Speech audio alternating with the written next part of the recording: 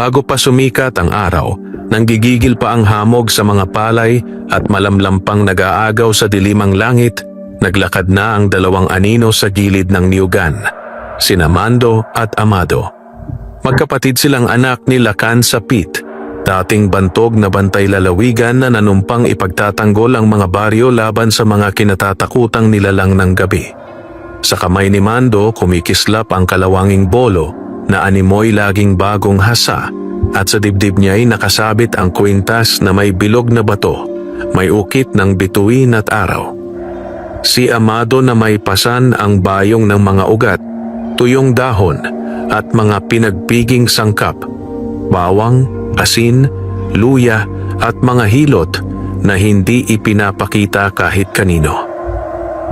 Ang baryo ng San Alejo ay tahimik sa umagang iyon, ngunit kakaiba ang katahimikan. Parang may pinipigilang hininga ang lupa. Hangin lang ang maririnig na humahaplos sa malalapad na dahon ng saging at ang alingaungaw ng huni ng uwak na mabigat pakinggan.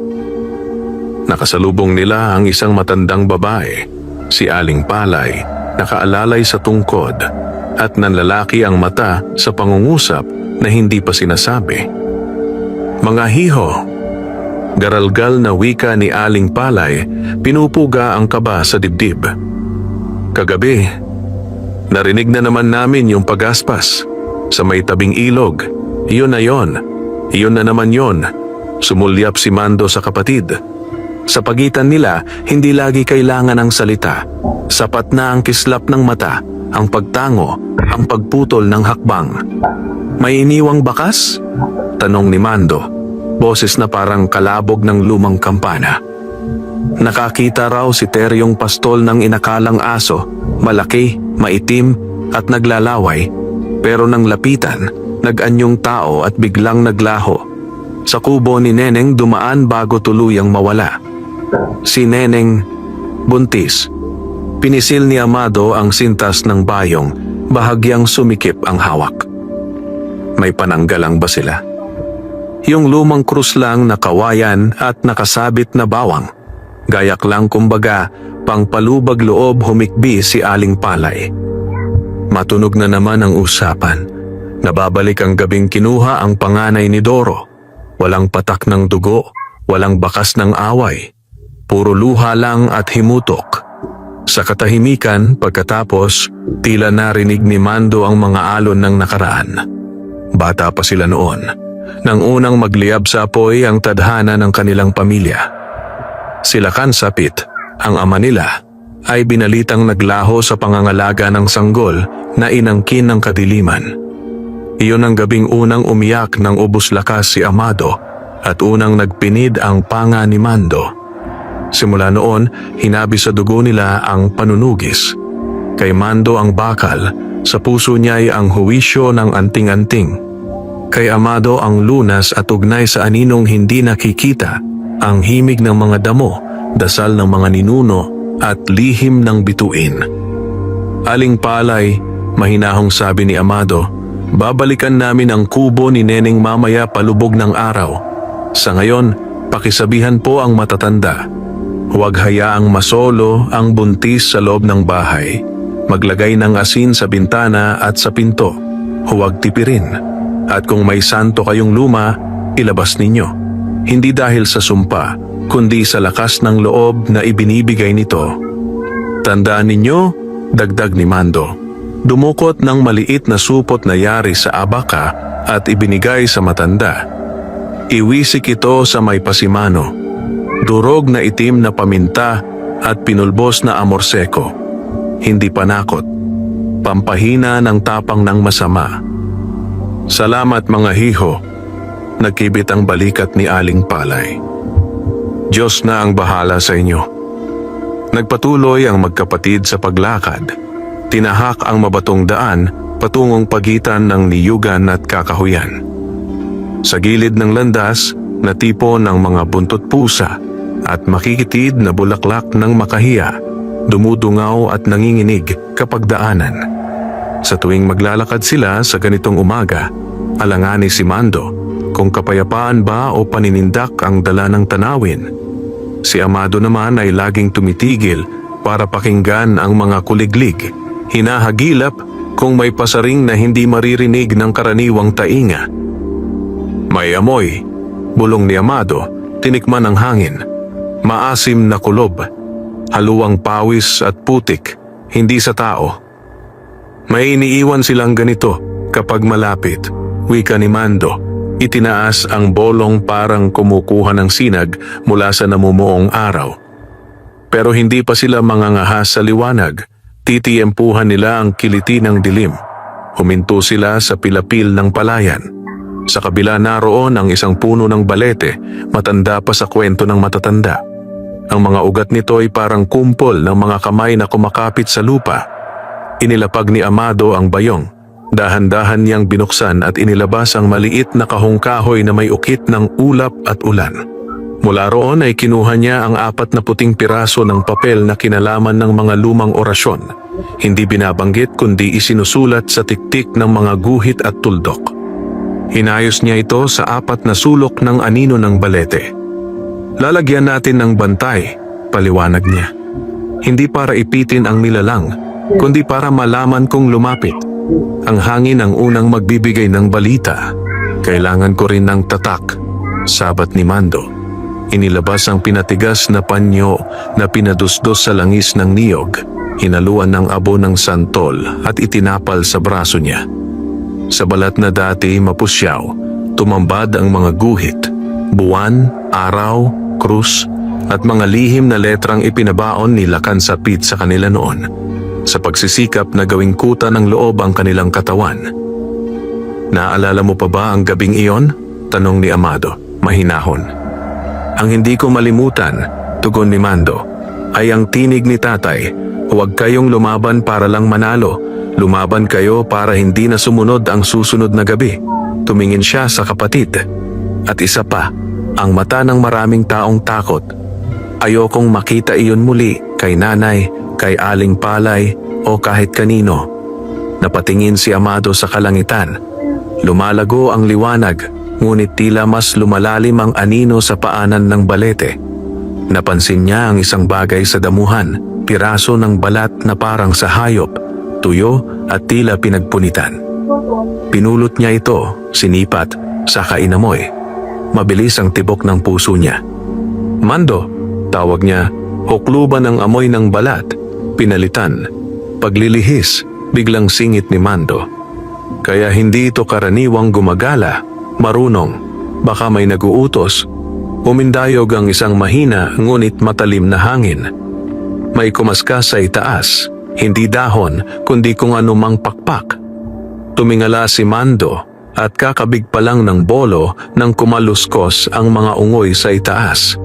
Nagpagulong-gulong ang ilan, parang nagkagulo sa hindi nakikitang dumaan. Tumikim si Amado, kinuha ang hawak na maliit na kampanilya at maingat na tinunog ng minsanan. Ang tunog ay bumulusok at bumalik, parang may sumalo at humalik sa ingay. Narinig ka nila, sabi ni Mando, mariing ngiti. Makikita rin tayo mamaya. Bago sila bumalik sa sentrong baryo, dumaan muna sila sa kubo ni Neneng. Nasa may gilid iyon, malapit sa pampang ng ilog na marahang dumadaloy. May mga talahib na tumatabon sa tanaw at mga puno ng anahaw na tila mga sundalong nakabantay. Dinaanan nila ang tukod ng bahay. May bakas ng putik na sariwa pa, may timbain na may luhang bakas ng tubig, at sa hagdan ay bakas ng yapak na kulang ang daliri. Hindi ito sa tao, sabi ni Mando. Lumuhod upang sukating parang alagad ng bagong salinang alituntunin ang distansya ng bawat hakbang. Mahaba ang pagitan. Mabigat ang hakbang pero magaan ang sulo. Pamilyar sa haligi, parang dati nang dumalaw. Kung gayon, kilala nila ang bahay. Dagdag ni Amado, tinitiga ng pawid. O kilala nila ang nasa loob. Nang kumatok si Amado, lumabas si Neneng, payat ngunit nanlalambot ang muka. Ang kanyang tiyan ay bilog na bilog, parang umalunalon. Ang mga matay may luha na at hindi na kailangan pang himukin. Salamat at narito kayo, Anya. Kagabi, parang may humaplos sa may labas ng bintana. Akala ko hangin pero nang sumilip ako, may parang aninong sanga na dumikit. Pagkatapos may naglapat ng dila sa pawid.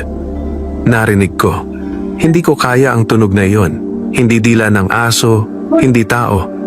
Parang may humihigop ng oras. Lumapit si Amado, hinawakan ang pulso ni Neneng at maingat na pumikit.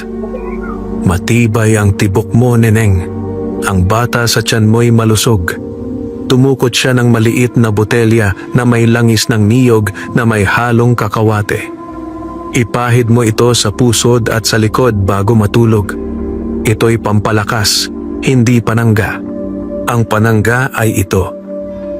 Kumuha siya ng pirasong lubid na hinabi sa abaka. May mga buhol sa dulo. Isabit mo sa bintana. Hindi nila gustong umapak sa nakabuhol na dasal. At tumingin siya sa kapatid. Sa pinto, lalagyan namin ng marka, sabi ni Mando. Sinausawang hintuturo sa supot na may pinulbos na uling at asin. Kumuhit siya ng simpleng tanda, krus, araw at 3 tuldok. Hindi mahiwagang pader ito, paalala lang sa kanila na hindi sila ang may-ari ng gabing ito. Salamat, Mando, Amado. Humikbi si Neneng, yakap ang tiyan. Sabi nila, kapag gusto mong maligtas, kailangan mong magtago. Pero sabi rin ng lola ko, kailangang may magtangkilik sa baryo. Katulad ninyo. Hindi kami tagapagligtas. Sagot ni Amado, mabini ngunit buo ang loob. Nakikiusap lang kami sa dilim na huwag galawin ang dapat hindi galawin. At kapag hindi pumayag, saka kami kumikilos. Bago sila umalis, umupo muna sila sa bangkito sa may silong. Mula roon, matatanaw ang ilog na dumadaplis sa mga bato, kumikislap sa umagang sumisikat. May lumilipad na tagak sa malayo. Sa gilid ng gubat, tila may matang nakasilip. Nakaramdam si Mando ng dati ng kilabot. Hindi takot, kundi pag-alala na baka sa sobrang pagsayad nila sa pagitan ng liwanag at dilim, malimutan nilang huminga. Tinapik niya ang balikat ng kapatid. Mamayang gabi, sa Pampang. Doon sila hahabol. Kailangan nating makuha ang pangalan. Lahat ng nilalang may pangalan, tugon ni Amado. At kapag nakuha natin iyon, mababanat ang lubid ng kanilang tapang. Habang naglalakad papalayo, dumaan sila sa palengke. Maaga pa, ngunit may iilang tindera na. Nakaayos ang mga prutas, saging, mangga, bayabas at ang hango sa ilog, dalag, hito at maliliit na udang na pumipislik pa. Kumaway si Mang Doro, iyon mismong ama ng batang ninakaw noon. Kulubot ang kanyang noo, ngunit may sinag sa mata. Mando, Amado, sigaw niya. Sabihin ninyo kung ano ang maitutulong. Hindi ko hahayaang maulit. Pagbabantay lang muna, Mang Doro, sagot ni Amado. Walang mag-iisa mamayang gabi. Kapag may narinig kayong hindi pamilyar, huwag sumilip na mag-isa. Pumukaw ng kapitbahay, tumugtog ng kahit anong lata o kampana. Ingay ang kaaway ng lihim. Umiling si Mang Doro, sumang-ayon. Kung nasa tabi lang sana natin si Lakan Sapit, Anya at Napayuko. Pero narito kayo. Sapat yan. Lumubog ang araw ng dahan-dahan at nagsindi ng maiitim na bandila ang kalangitan. Sa pagbalik ng magkapatid sa tabi ng ilog, nagsuot si Mando ng lumang balabal na tinahi ng kanilang ina mula sa punit na lumang tolda. Mahigpit sa balikat, magaan sa kilos. Itinali niya sa binti ang maliit na kampit at sa baywang ang botelya ng suka at sambong na amoy ekis sa ilong. Si Amado na may naglatag ng manipis na banig sa damuhan at umupo ng pormal, hindi para matulog, kundi para makinig. Inilabas niya ang plautang kawayan at dahan-dahang tinugtog ang isang himig na parang kuliglig sa kalagitnaan ng Mayo. Hindi musika para sa tao, kundi paalala sa mga hindi ganap na lumalakad sa liwanag na may nakikinig sa kanilang pagdaing. Sa tapat nila, ang pampang ay parang bibig na may nganga. Sa ibabaw ng tubig, may munting kumpol ng liwanag, mga alitap-tap na paminsan-minsan ay nagdidikit, nagkakalayo. Iwinisik ni Amado ang kaunting asin sa ilog, sabay sabi ng maikling sambitla na tanging sila ni Mando at ang alaala ng kanilang ama ang nakakaalam. Hindi ito sa lamangka ng pananakot. Ito ang paanyaya ng pagkilala. Kung sino man ang nasa dilim, lumapit sa hangganan na may saksi. At saka ito dumating. Hindi sa pag-aspas ng malaki at mabigat na pakpak. Hindi sa pagkalansing ng mga sanga. Dumaan muna ang simoy na kilala ni Amado. Ang amoy ng hinog na prutas na nagbabadya ng pagkabulok. Ang amoy ng pumiglas na hayop sa bitag. Ang amoy ng laway na may galit. Sumunod ang kaluskos, mula sa likod, saka sa gilid, saka sa itaas. Parang tatlong hakbang na sabay-sabay at hindi mo alam kung saan mauuna ang pang-apat. Si Mando'y nakatayo na. Nakabend ang tuhod, nakabuka ang palad, nakapit ang hawakan ng bolo.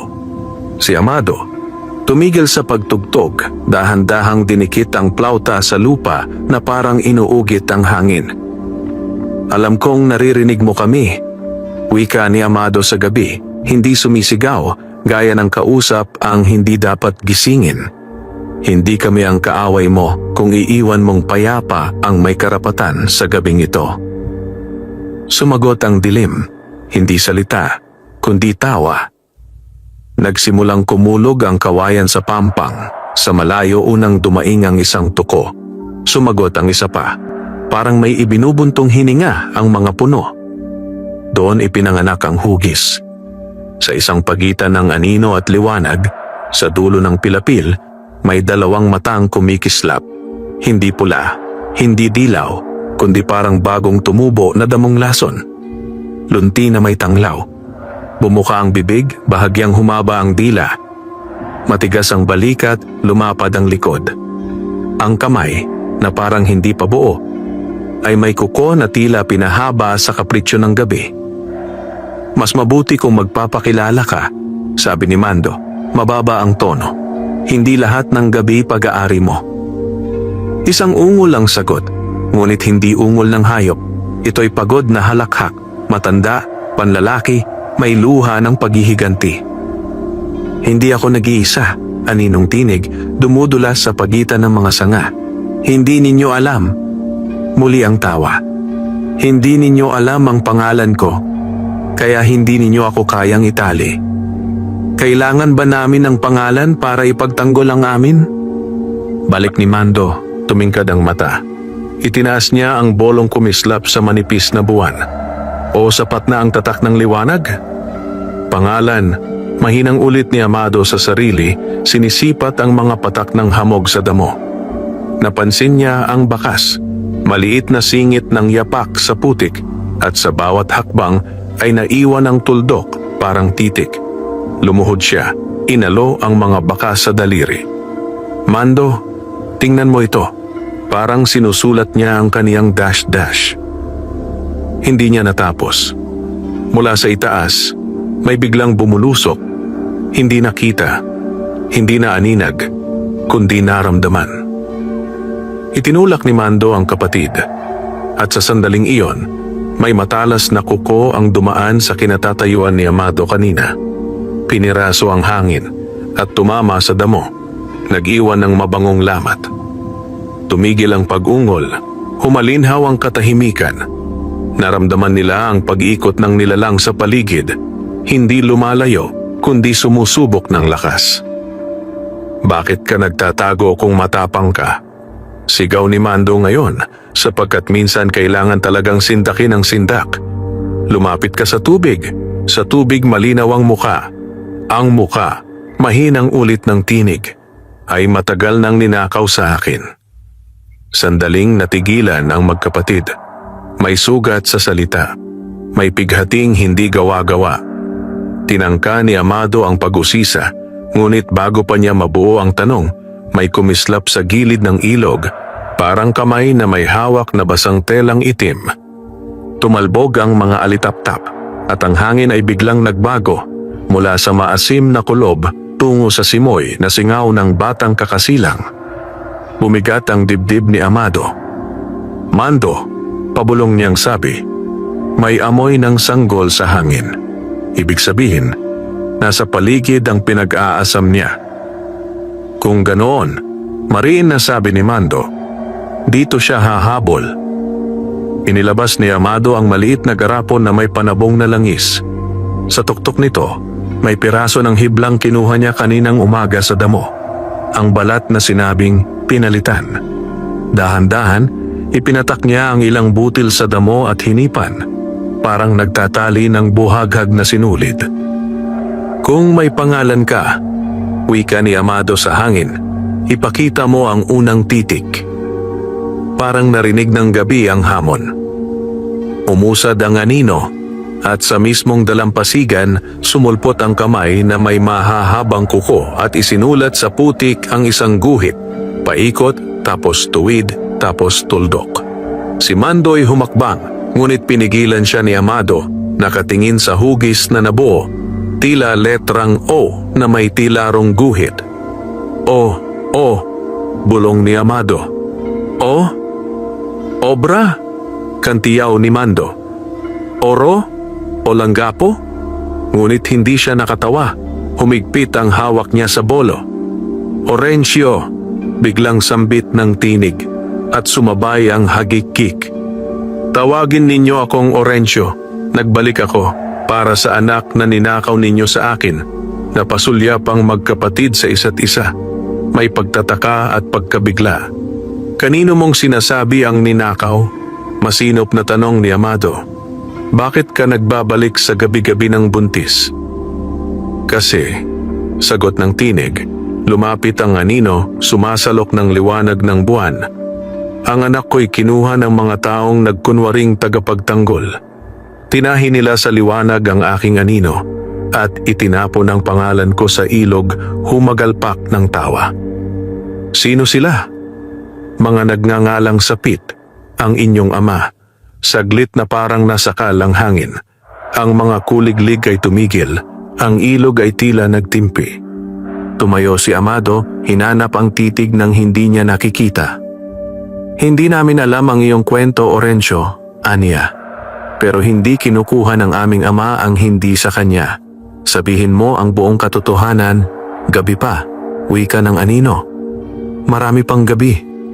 Umatungal ito at ang mga anino ay bumilis ang sayaw para silang pinupunit at pinagdugtong ng di kitang sinulid. "Babalik ako mamaya sa mismong oras na humihina ang paghinga ng mga bata sa sinapupunan. At kapag wala kayong may pakitang pag-ako ng kasalanan, hihingin ko ang kapalit. Walang sanggol ang kukunin ngayong gabi."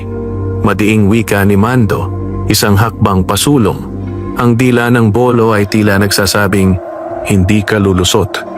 Haharangin kita at kakausapin kita," dagdag ni Amado, "sapagkat kahit masama, may pinagmulan ng iyong pighati.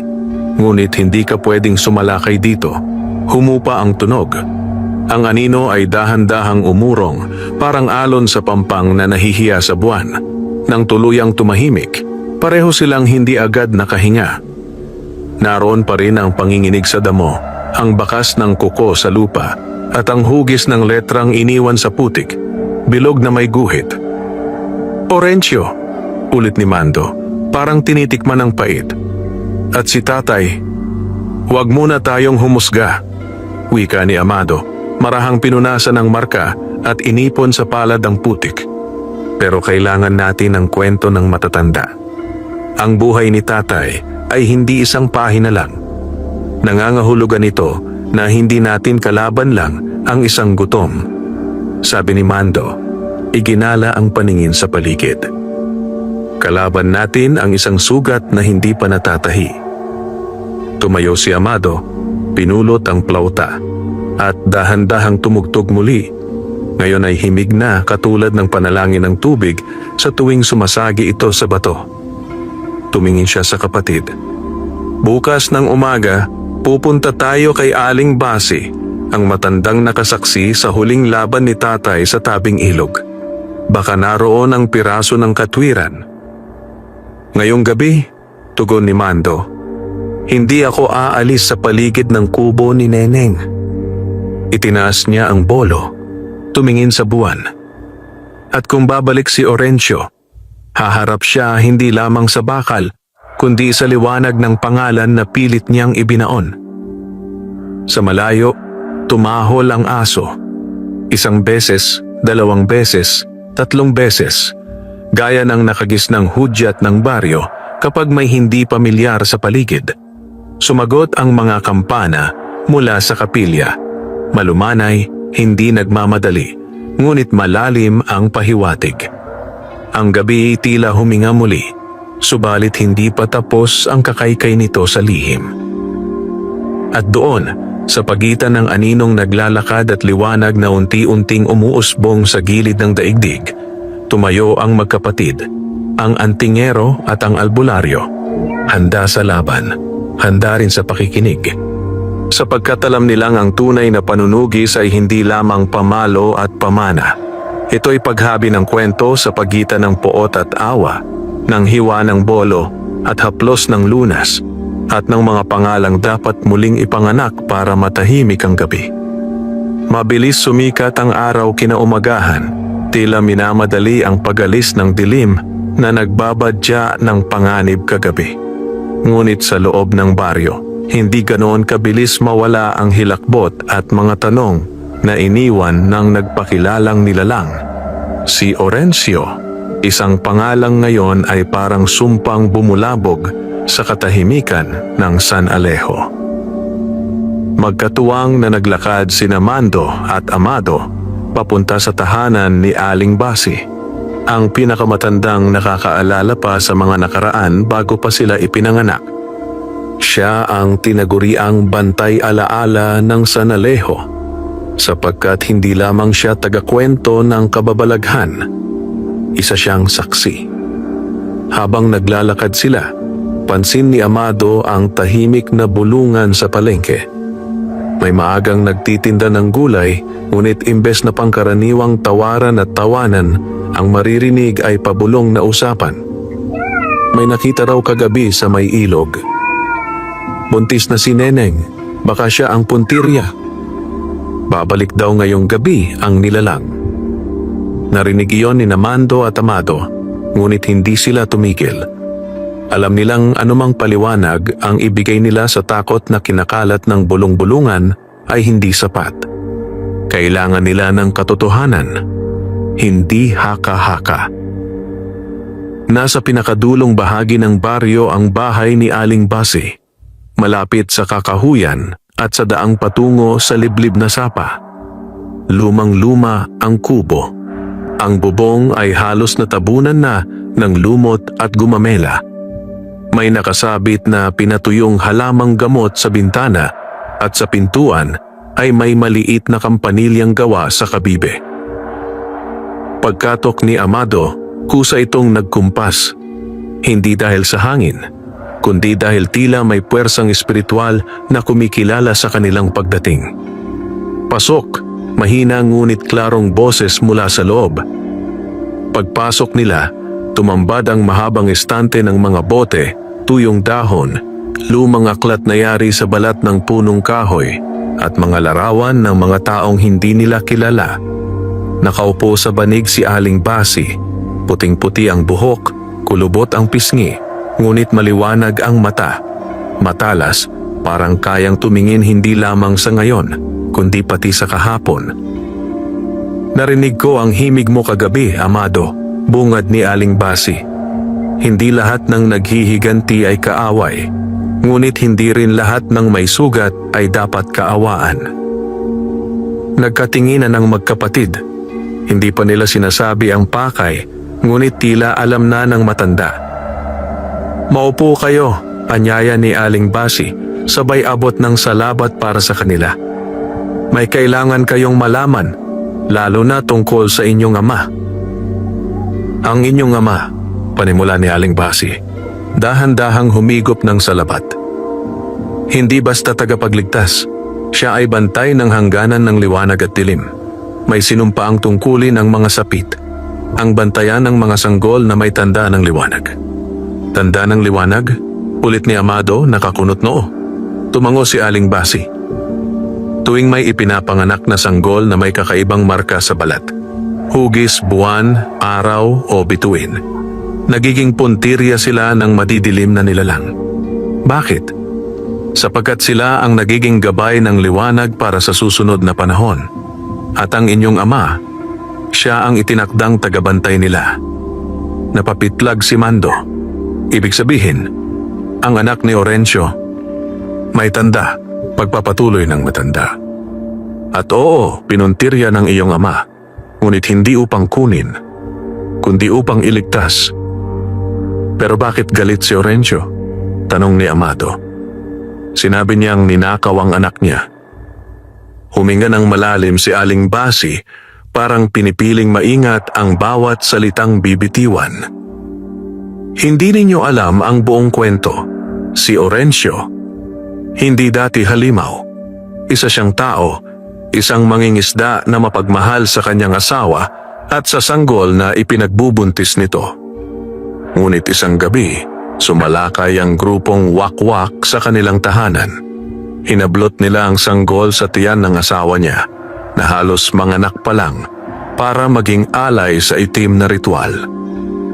Napakapit sa baywang ang magkapatid, tila ramdam ang bigat ng kwento. Sa gitna ng kaguluhan, dumating ang inyong ama. Niligtas niya ang sanggol. Hindi anak ni Orencio, kundi bahagi ng orasyon ng liwanag. Ngunit, humugot ng malalim na buntong hininga si Aling Basi. Ang asawa ni Orencio ay nasawi. At hindi alam ni Orencio na ang sanggol ay nailigtas. Ang akala niya, ninakaw ng inyong ama. Nagtagal ang katahimikan. Ang anak na iyon, ano ang nangyari?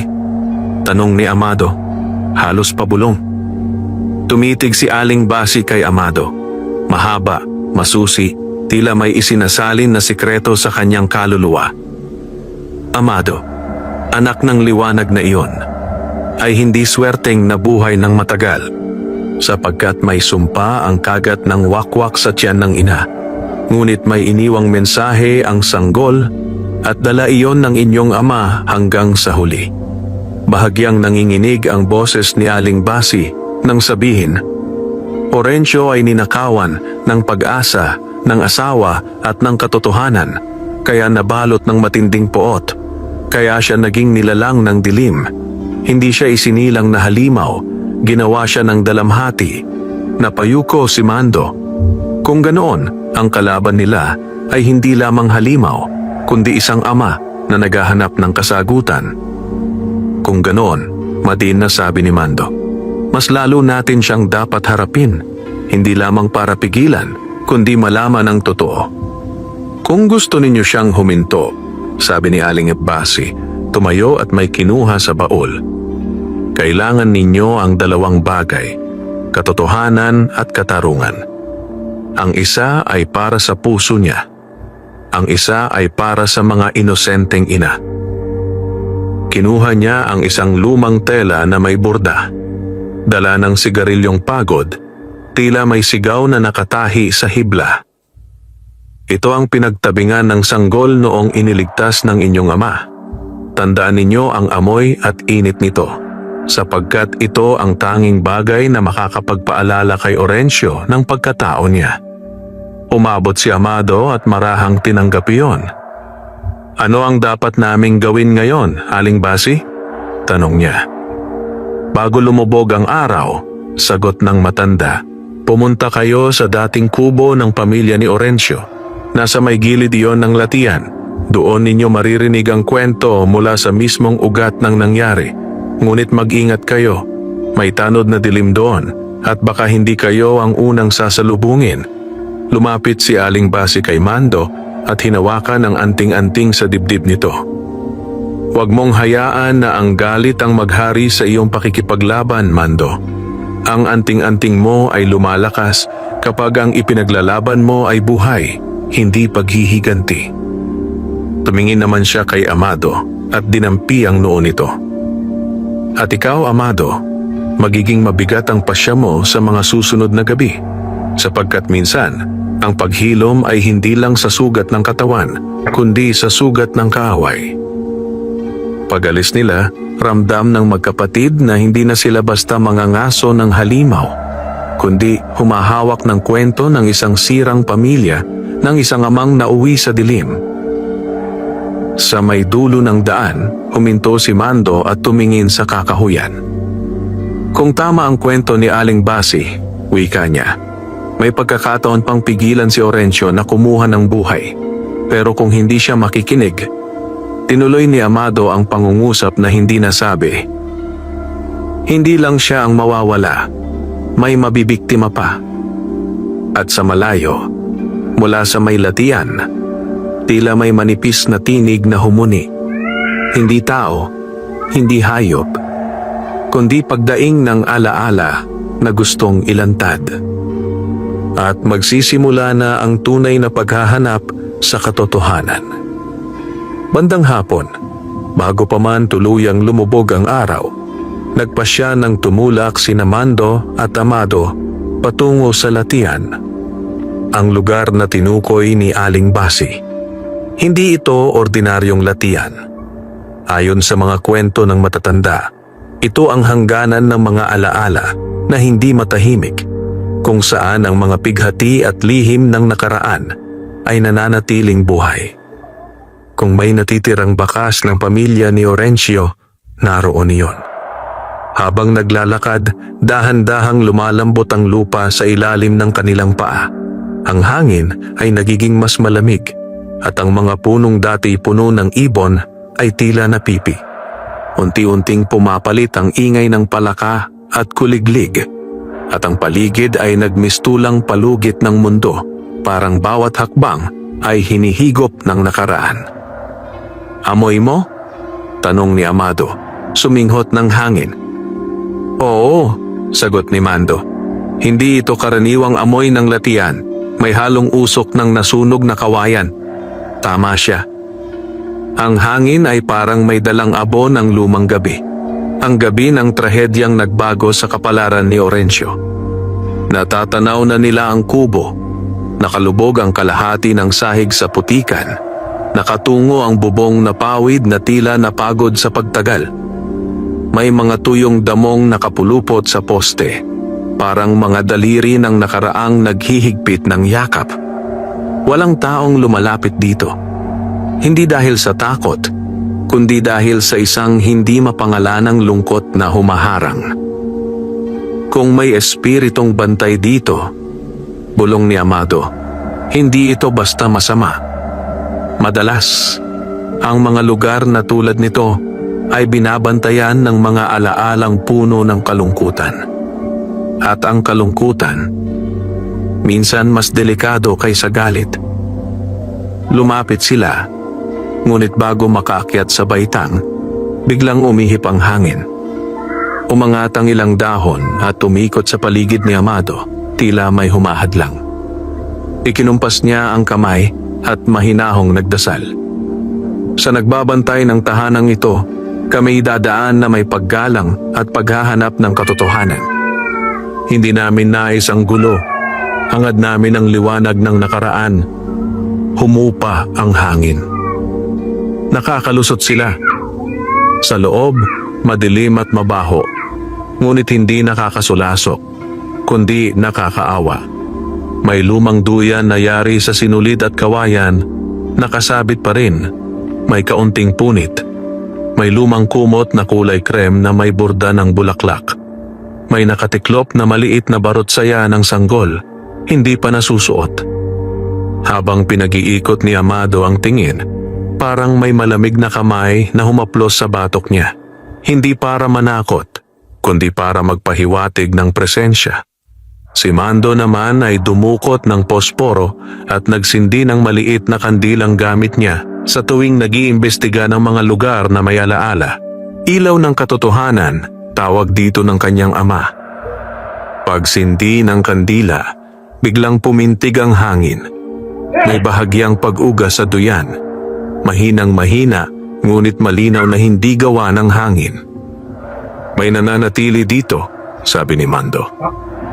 Hindi si Orencio, tugon ni Amado. Iba, mas marupok, mas bata. Lumuhod si Amado sa tabi ng duyan at inilapag ang bordang tela na ibinigay ni Aling Basi. Umagos ang malamig na simoy at unti-unting gumalaw ang duyan, parang may marahan at malungkot na paghele. Naririto ang alaala ng sanggol, bulong ni Amado, pinikit ang mata. Hindi na siya narito bilang kaluluwa, hindi siya nagtagal sa mundong ito, pero naiwan ang bakas ng pagmamahal ng ina at pagdadalamhati ng ama. Nilingon niya si Mando. Mando, kaya pala ganito ang galit ni Orencio. Ang lahat ng naiwan dito ay hindi takot, kundi dalamhati. Sa gilid ng kubo may maliit na kahoy na kahon. Dahan-dahang binuksan ni Mando. Naroon ang 3 bagay. Punit na panyo ng babae, may natuyong patak ng dugo. Lumang kwintas na may pendant na yari sa kahoy, may ukit ng buwan at 2 bituin. Isang nakasulat na piraso ng papel, gusot at halos mabura. Tinampot ito ni Amado at maingat na binuklat. Sa papel, nababasa pa ang unang linya. Kung sino man ang makabasa nito, patawarin ninyo siya. Hindi niya ginusto ang nangyari. Hindi ito sulat ni Orencio, sabi ni Amado. Ito'y sulat ng kanyang asawa bago siya bawian ng buhay. Sa dulo ng papel, nakasulat ang isang pangalan. Liway. Liway. Siya ang asawa ni Orencio, sabi ni Amado, marahang hinaplos ang pangalan. May sinulat siyang salitang may bigat ng pag-unawa. Nang binasa nila ng buo ang sulat, kumunot ang noo ni Mando. Kung dumating ang oras na sisisihin niya ang mundo, sana may magpapaalala sa kanya na minahal ko siya at ang anak namin hindi sumpa kundi biyaya. Mabigat ang katahimikan. Mando ang unang nagsalita. Hindi ko alam kung makikinig si Orencio. Mas malamang, masisira siya lalo. Makipot ang isip ng taong pinamumugaran ng paghihiganti. Pero hindi tayo pwedeng sumuko, sagot ni Amado. Ang sumpa niya ay hindi lamang sa dugo, kundi sa puso. Kailangan nating ipakita ang katotohanan ng asawa niya, ang unang bantay ng dilim. Ngunit bago pa sila makapaghanda sa susunod na hakbang, may nabaling sanga sa labas. Kasunod ang sunod-sunod na lagitik, parang mga kuko sa balat ng puno. Tumayo si Mando, handa ang bolo. Hindi si Orencio yan. Masyado pang maaga para sa kanya. Lumakad sila palabas ng marahan. Sa dapit hapon, ang anino ng mga puno ay pumapaling at lumilikha ng hugis na tila may mata. Paglabas nila, may 3 pares ng matang pula ang nakatingin sa kanila mula sa gilid ng latian. Mga payat, nakahela ang likod, mahahaba ang braso, may matutulis na ngipin. Tik-tik. Ngunit kakaiba ang 3 ito. May itim na marka sa noo, hugis kalahating buwan. Hindi sila ordinaryo, sabi ni Amado, umatras ng isang hakbang. Mga tagapagbantay, alagad ng dilim ni Orencio. Ngumisi ang isa, bumuka ang bibig at naglabas ng mahabang dila na parang sibat. Mando, maghanda ka, Amado. Hindi na ito usapan ng alaala, laban na ito ng gabi. Umungol ang mga tiktik sabay-sabay at sa sandaling iyon, biglang dumaluhong ang 3. Hawak ang anting-anting, itinaas ni Mando ang kamay at sumigaw. Liwanag, humawi sa dilim. Kumislap ang anting-anting at naglabas ng bugso ng liwanag. Napaatras ang mga tiktik, ngunit hindi sila tumigil. Hindi sila takot sa liwanag. Sambit ni Amado, mabilis na humugot ng dahon at dinurog sa palad. Mando, ang mga markang itim sa noo nila. Proteksyon ni Orencio laban sa liwanag ng anting-anting mo. Ngumisi ang mga nilalang, sabay sabing, "Hindi kayo makakawala. Dadalhin namin ang laman ng inyong alaala sa amo namin." At saka sila muling sumalakay. Sa gabing iyon, sa gitna ng latian, magsisimula ang unang tunay na engkwentro ng magkapatid laban sa mga alagad ng poot ni Orencio.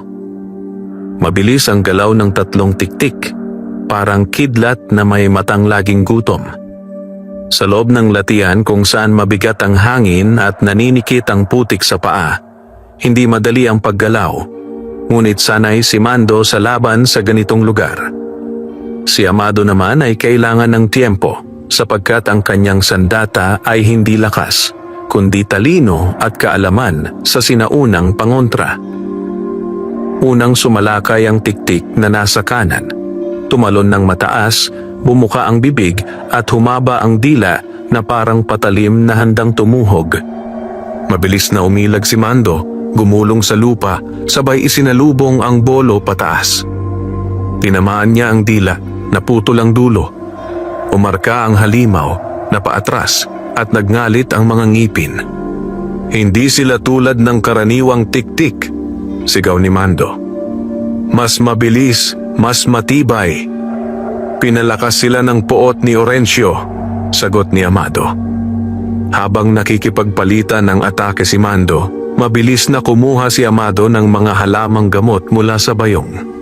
Kinuha niya ang dahon ng adelfa, asupre at bungang araw, pinagdikit sa palad at hinaluan ng laway, isang teknik ng sinaunang albularyo upang pag-ibayuhin ang bisa ng halaman. "Tiktik na may basbas ng dilim, hindi uubra ang karaniwang pangontra," bulong ni Amado, nakatingin sa mga markang itim sa noo ng mga nilalang. "Kailangan kong putulin ang koneksyon nila kay Orencio." Pinisil niya ang pinaghahalong dahon hanggang sa lumikha ng dilaw-berdeng ihi ng katas. Tinuraan niya at dinikitan ng tuldok gamit ang hintuturo ang hangin, parang sumusulat sa kawalan. Isang mahinang ihip ng hangin ang umalon at nakakita si Mando ng nagliliit na alikabok na umiikot kay Amado. "Amado, ano yan?" "Lihim ng mga ninuno, huwag kang gagalaw. Kapag hinagis ko ito, kailangan mong ilihis ang isa sa kanila." Muli siyang nilusob ng ikalawang tiktik. Ito ang pinakamalaki, may malapad na balikat at mga kuko na tila kayang punitin ang kawayan na parang papel. Sa isang mabilis na hakbang, tinangka nitong tuklawin si Mando sa leeg. Yumuko si Mando, saka umakyat ang siko niya at tinamaan ang baba ng halimaw. "Ngayon, Amado!" Hinagis ni Amado ang pinagsamang katas ng halaman. Kumalat sa hangin na parang usok na may amoy ng sinunog na dahon at halamang gamot. Pagdapo ng usok sa tatlong tiktik, parang tinamaan ng nagbabagang asin ang balat ng mga ito. Kumapit sila sa noo nila, sa mismong bahagi kung saan naroon ang itim na marka. Dahan-dahang nabura ang kalahati ng marka. Napasigaw ang mga tiktik, nagngangalit sa sakit. Hindi sila mapapatay ng liwanag o bakal hanggat may marka sila, paliwanag ni Amado.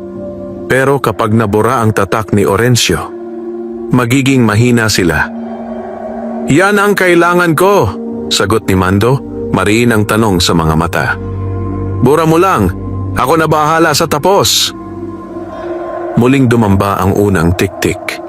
Sumalubong si Mando, hindi pa gamit ang bolo, kundi ang kanyang anting-anting. Dinikit niya ang anting-anting sa noo ng nilalang kung saan nabura na ang kalahati ng marka. Liwanag sumiklab. Isang pagputok ng liwanag ang lumabas mula sa anting-anting at tumama diretso sa noo ng tiktik. Napaatras ito, sumigaw at bumagsak na parang lumaylay na manika. Hindi ito naabo, ngunit naging abo ang marka sa noo. Pagkatapos, unti-unti itong nagbalik sa pagiging payat na katawan ng isang tao, isang lalaki, marungis at payat, nanginginig at umiiyak. Paumanhin. Hindi ko alam. Hindi ko na makontrol. Garalgal ng lalaki bago mawalan ng malay. Napatingin si Amado. Inang Maria, tao sila. Hindi sila ipinanganak na halimaw. Kinamit sila ni Orencio. Nang marinig iyon ng natitirang 2 tiktik, lalo silang nagngit-ngit. Ang kanilang anyo ay hindi lamang gutom, kundi takot. Takot na kapag nabura ang marka, babalik sila sa pagiging tao, ngunit may kasalanang hindi nila alam kung paano tutubusin. Isang mabilis na kakayod ang ginawa ng pangalawang tiktik papunta kay Amado. Tumalon ito sa kisame ng kubo, kumapit sa kawayan, at bumagsak pababa na parang paniki. Ngunit bago pa man sumakmal, agad na kinampas ni Amado gamit ang palaspas na hinaluan niya ng asin at durog na paminta. Umatras ang tiktik, nagliyab ang marka sa noo nito. "Dalin mo rito," sigaw ni Mando. Hinila ni Amado ang halimaw gamit ang isang lubid na gawa sa ugat ng balete. Nilagyan niya ito kanina ng orasyon upang pansamantalang pigilan ang lakas ng nilalang. Nang nakabig niya palapit kay Mando, dinikit muli ni Mando ang anting-anting sa bahagi ng marka. Ngunit sa pagkakataong ito, sumigaw ang tiktik ng, "Huwag! Huwag niyo akong bawian ng dilim. Yan ang natitira sa akin." Nagitla ang magkapatid. Ibig sabihin, pinili nila ang sumpang ito. Bulong ni Amado, dismayado. "Hindi natin sila pwedeng pakinggan ngayon," sagot ni Mando. "Kailangan silang iligtas sa kapangyarihan ng sumpa, kahit labag sa loob nila." Isinubsob ni Amado ang dahon ng adelpha sa markang kumikislap at muli nagliwanag ang anting-anting ni Mando.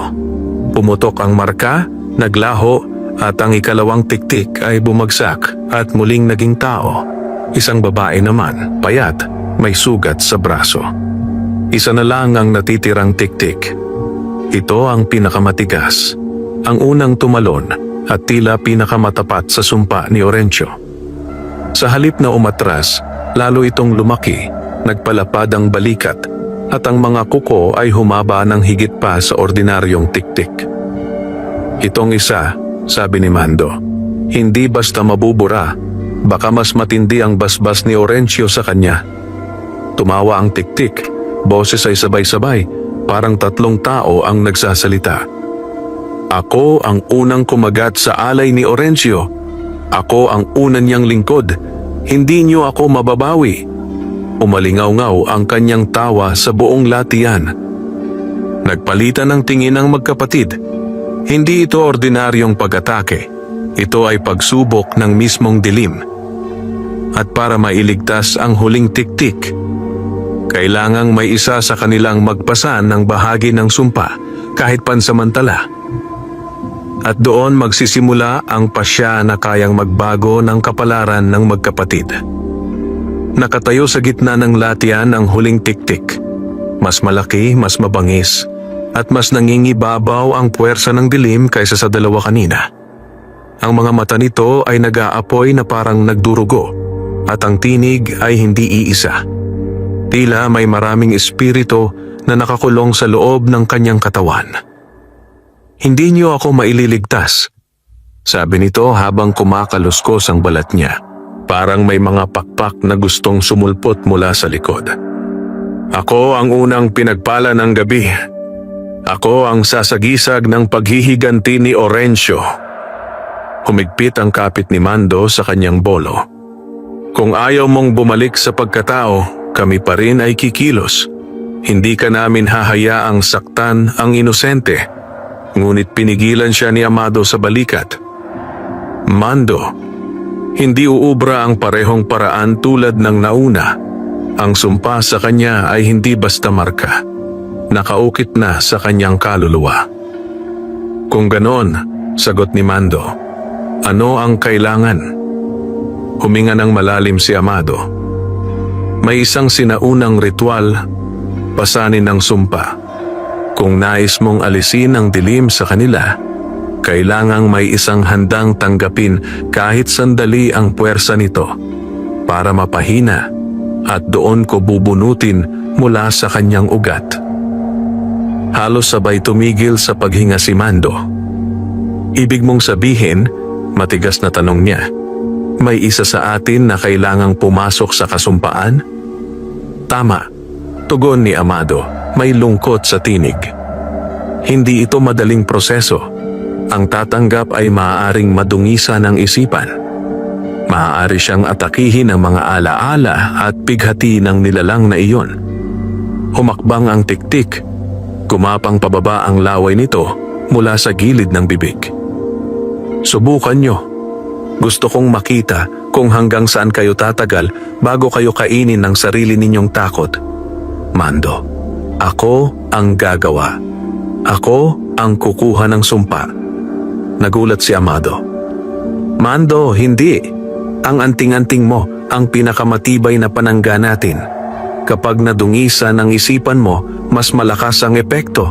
Baka magamit ito laban sa atin. Ngunit matatag ang tingin ni Mando. Amado, ang galing mo ay nasa paggagamot, sa pagbawi, sa pagbalanse. Ang akin ay nasa pagtanggap ng bigat ng dilim at paglaban dito. Ako ang mas kakayanin. Pero, hinawakan ni Mando ang balikat ng kapatid. Buhay mo at buhay ng iba ang mas mahalaga. Kung may kailangang sumalo ng sumpa, ako iyon. Alam ni Amado na hirap siyang kontrahin ng determinasyon ng kapatid. Sapagkat mula pagkabata, si Mando ang unang humaharap sa panganib at siya ang sumusubok magtuwid ng sugat pagkatapos. Kung gagawin mo ito, mahinahong sabi ni Amado, may kailangan kang marinig at tandaan. Tumango si Mando. Umupo si Amado sa lupa at naglatag ng 4 na halamang gamot sa 4 na direksyon. Silangan, dahon ng sambong para sa paglinis. Kanluran, buto ng atis para sa pag-alis ng sumpa. Hilaga, tuyong damong Maria pananggalang sa isipan. Timog, luya panlaban sa espiritu ng galit. Sa gitna, inilagay niya ang maliit na piraso ng putik mula sa noo ng mga unang tiktik, residyo ng sumpa. Kapag tumapak ka sa gitna, Mando, paliwanag ni Amado, hahawakan mo ang noo ng tiktik. Ang sumpa ay lilipat. Ngunit tandaan mo, ano man ang makita mo, maramdaman mo at marinig mo, huwag mong paniwalaan. Hindi ako bibigay, sagot ni Mando. Lumapit si Mando sa tiktik.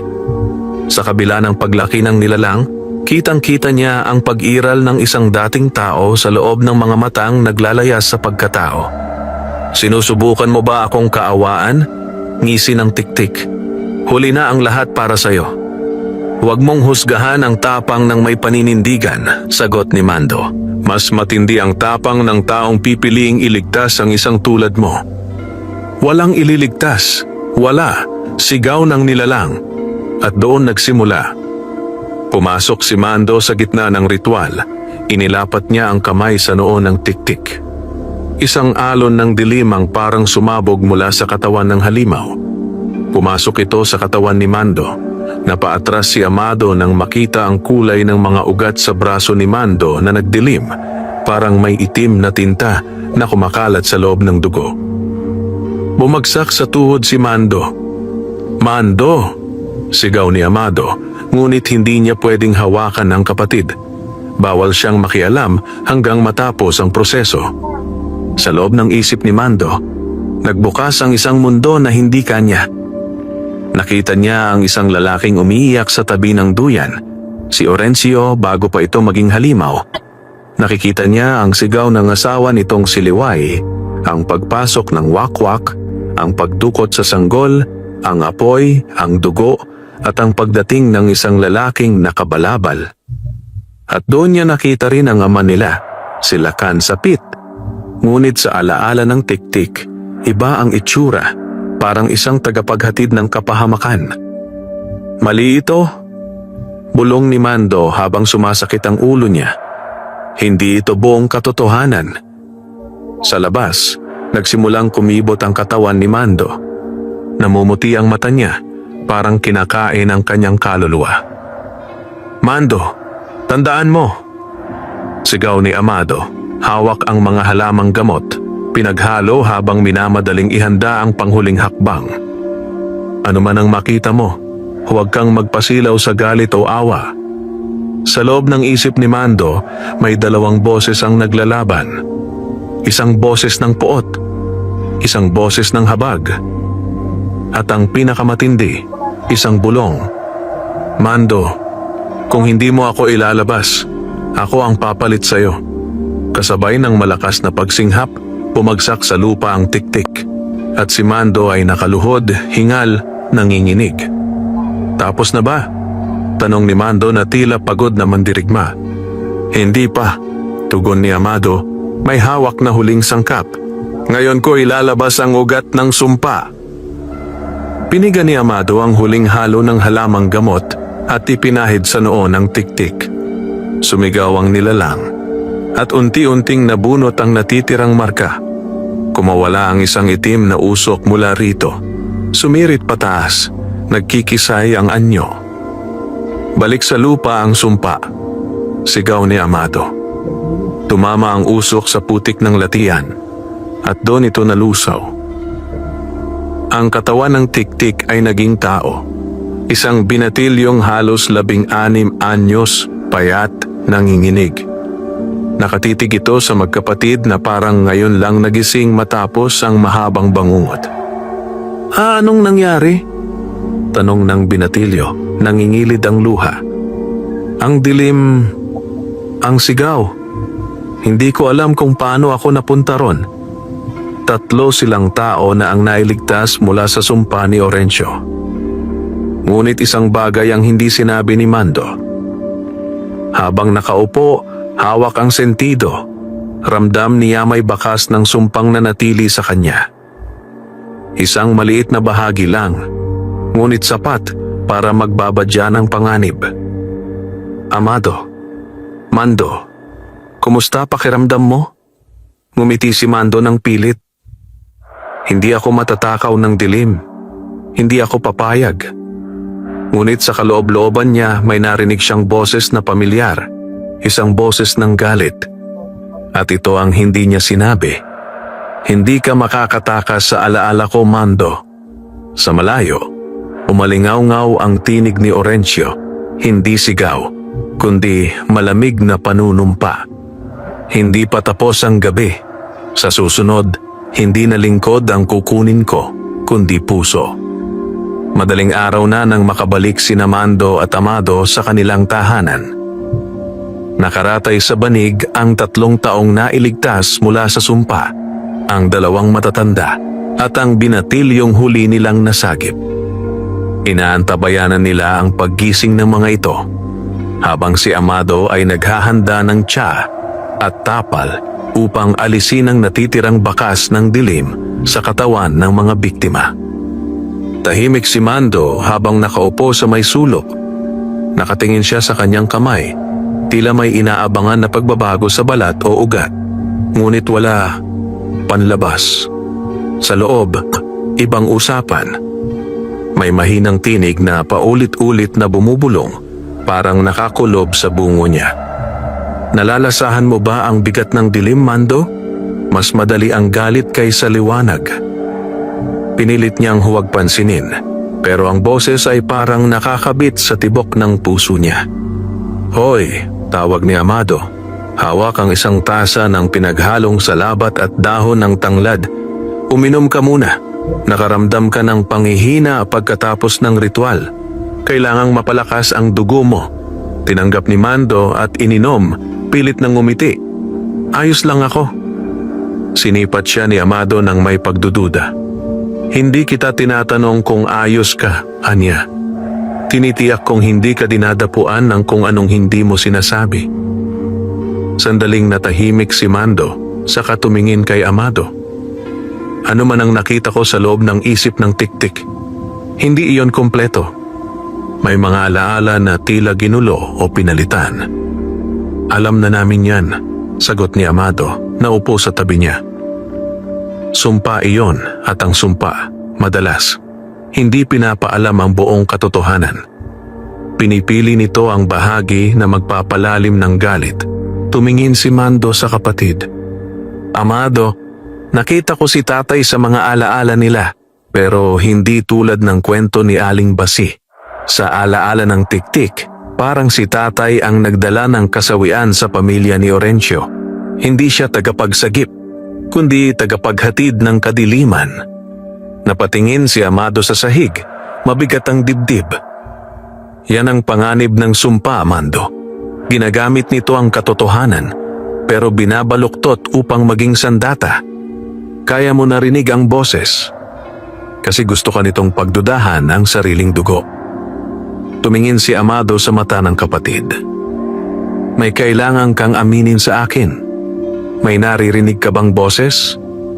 Nagtagal ang katahimikan. At kahit masakit sabihin, tumango si Mando. Mula nang ilipat ko ang sumpa sa akin, may gumagalaw sa isip ko. Humigpit ang hawak ni Amado sa tasa. Mando, hindi ka pwedeng mag-isa sa laban na yan. Kung nagugat na sa isipan mo ang sumpa, kailangan nating pigilan bago lumalim. Ngunit bago pa man niya maipaliwanag ang susunod na hakbang, may kumatok sa pintuan. Mabagal, mabigat, parang hindi tao ang kamay. Nagkatinginan ang magkapatid. Dahan-dahang lumapit si Mando sa bintana at sumilip sa maliit na puwang. Walang tao.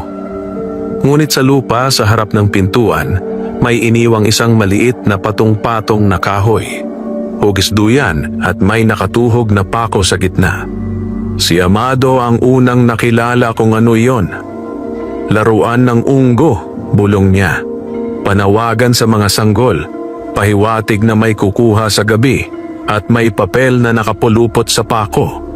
Dahan-dahang binuklat iyon ni Mando. Nakasaad, isa lang ang kailangan ko. Ibibigay niyo ba o kukunin ko? Orencio. Kasabay ng pagbasa nila, umungol ang hangin sa labas, parang may daang boses ng mga bagong silang na umiiyak. Kinabukasan, ipinasya ng magkapatid na tawagin ang matatanda at lider ng baryo sa isang pagpupulong sa loob ng kapilya. Dumalo si Aling Palay, Mang Doro, maging ang ilang ina na buntis kabilang si Neneng. Tama na ang pagtatago, panimula ni Amado. Hindi na ito basta kababalaghan, may kalabang naghahanap ng kapalit ng kanyang nawalan. Kung ang hinahanap niya ay sanggol. Tanong ng isang ama, nanginginig. Paano natin mapoprotektahan ang anak namin? Ang mga buntis? Lalo na si Neneng? Dito tumayo si Mando. Hawak ang anting-anting. Hindi natin siya hahayaang kumuha ng kahit isa. Ngayon pa lamang, gagawa tayo ng pader ng liwanag sa buong baryo. Kailangan natin ng pakikiisa. Walang buntis ang dapat mag-isa. Walang bahay ang dapat walang bantay kapag sumapit ang dilim. Pader? Tanong ni Aling Palay. Anong klaseng pader? Ipinaliwanag ni Amado. Plano ng magkapatid laban kay Orencio. Bilugin ang sentro ng baryo gamit ang asin at durog na uling para pigilan ang pagpasok ng dilim. Sa bawat tahanan, magsabit ng palaspas na binendisyunan at nilagyan ng halamang gamot. Magtatayo ng 3 bantay. Isa sa ilog, isa sa latian, isa sa may gubat papasok sa baryo. Sa kalagitnaan ng gabi, haharapin nila si Orencio ng harapan. Nagangat ng kamay si Neneng. Ano ang gagawin ninyo kapag humarap na siya? Sagot ni Amado. Una naming pagtatangkaan ay kausapin siya. Ang galit niya ay nakaugat sa kawalan ng katotohanan. Ngunit kung pipilitin niyang kumuha ng buhay. Pinagpatuloy ni Mando, malamig ang tinig. Hindi kami magdadalawang isip na tapusin ang gabi sa kanya. Ngunit bago tuluyang matapos ang pagpupulong, may tumayo ang matandang si Mang Doro, nanginginig ang tinig.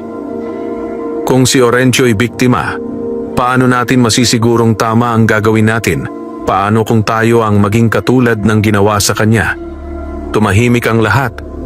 At dito sumagot si Amado. Hindi sapat na talunin ang dilim. Kailangan nating iligtas ang puso bago pa maging halimaw na walang balikan. Hindi si Orencio ang kaaway, kundi ang poot na kumain sa kanya. Pag-uwi, habang nagpapahinga si Mando, muling nagsalita ang boses sa loob niya. Wala kang magagawa. Hindi ka nila maliligtas. Babalik ang gabing nagnakaw sa akin at ikaw ang magiging tulay. Napapitlag si Mando at napahawak sa noo. Biglang lumabas si Amado mula sa kusina, dala ang tapal. Mando, kailangan mo ito para humina ang kapit ng sumpa. Ngunit nang tignan niya ang kapatid, saglit na nagbago ang mga mata ni Mando. Parang may itim na bilog na mabilis na naglaho. Wala ito, sabi ni Mando. Kaya ko. Umiling si Amado. Hindi mo kailangang kayanin mag-isa. Hindi kita hahayaang kainin ng dilim. Tumingin si Mando sa kapatid. At sa kanya naisip ang isang bagay na paulit-ulit na binulong ng boses. Ang nakagat ng dilim, darating ang oras na kakagat din sa liwanag. Sa unang pagkakataon, natakot si Mando hindi sa halimaw, kundi sa sarili niya. Sa pagsapit ng dapit hapon, abala ang buong baryo ng San Alejo sa paghahanda. Hindi ito karaniwang gabi ng takot, ito'y gabi ng pagkakaisa. Ang mga lalaki ay naglatag ng lubid na may asin sa paligid ng baryo. Ang mga kababaihan ay naglagay ng palaspas, bawang at asin sa mga pintuan at bintana. Ang mga matatanda naman ay nagdarasal ng orasyon, samantalang ang mga bata ay pinatulog ng maaga sa gitnang bahagi ng kapilya, bantay ng 4 na matatandang babaeng deboto. Sa gitna ng lahat, sina Mando at Amado ang nagtakda ng 3 lugar ng bantay. Bantay sa ilog si Mando ang mamumuno. Bantay sa latian si Amado ang mamumuno. Bantay sa gubat, 2 piling taga-baryo ang nakaabang. Ang plano, kapag nagpakita si Orencio, hindi agad sila lalaban. Sisimulan sa pakikipag-usap. Ngunit kapag tumangka itong kumuha ng sanggol, doon lamang sila gagamit ng lakas. Bago tumungo sa kanya-kanyang pwesto, tumigil ang magkapatid sa may gitna ng baryo. Mando, seryosong wika ni Amado, kapag nagpahiwatig ang sumpa sa'yo, kung maramdaman mong may bahagi ka ng nawawala, tumawag ka kaagad. Hindi ka dapat mag-isa. Sabi ko naman sa'yo, kaya ko, tugon ni Mando, pero hindi niya nagawang itago ang pag-aalinlangan sa tono. Hinawakan ni Amado ang balikat niya. Hindi kita pinaghihinaan, kapatid, pero hindi ko hahayaang mawala ka sa akin. Hindi kita hahayaang kainin ng sumpang hindi mo pinili. Sa ilang segundo, nanahimik si Mando. Saka siya tumango.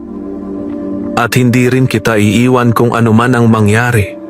Sagot ni Mando, mahigpit ang tinig. Naghiwalay sila. Mula sa malayo, tila may malalalim na tunog na humihigop ng liwanag ng araw bago pa ito tuluyang lumubog. Parang gabi na may inaambang unos, hindi umuulan, pero mabigat ang hangin. At nang sumapit ang unang oras ng dilim, tahimik ang ilog. Wala ni isang kuliglig. Ang tubig ay hindi kumikislap, parang itim na salamin na walang buhay. Nakatayo si Mando sa tabi ng punong anahaw, hawak ang bolo at ang kanyang anting-anting.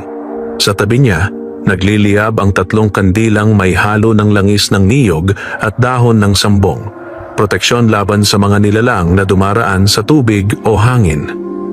Pero habang naghihintay, nagsimulang bumilis ang tibok ng puso niya. Hindi dahil sa takot, kundi dahil sa mahinang bulong na muling bumalik. Bakit mo sila pinoprotektahan, Mando? Hindi ba't ang ama mo rin ang dahilan kaya may nagdurusa ngayon? Pinikit niya ang mata. Hindi akin to. Hindi ako to. Ngunit mas lumakas ang boses, tila nasa mismong likod niya. Hindi ka nila naiintindihan. Lahat sila'y umaasa sa'yo. Pero kapag bumagsak ka, sisihin ka rin nila. Napahawak si Mando sa ulo. Hindi ako papayag. Biglang may sumirit sa ilog. Hindi tubig, kundi itim na usok na tila may hugis ng kamay na sumusubok kumapit sa paa ni Mando. Mabilis niyang tinubog ang anting-anting sa kandila at itinapat. Pumalag ang usok at umurong pabalik sa tubig. Hindi mo ako mauutakan, bulong ni Mando. Ngunit alam niyang iyon ay unang pagsubok pa lang. Sa kabilang dako, nasa gitna ng latian si Amado, dala ang plauta at bayong ng halamang gamot.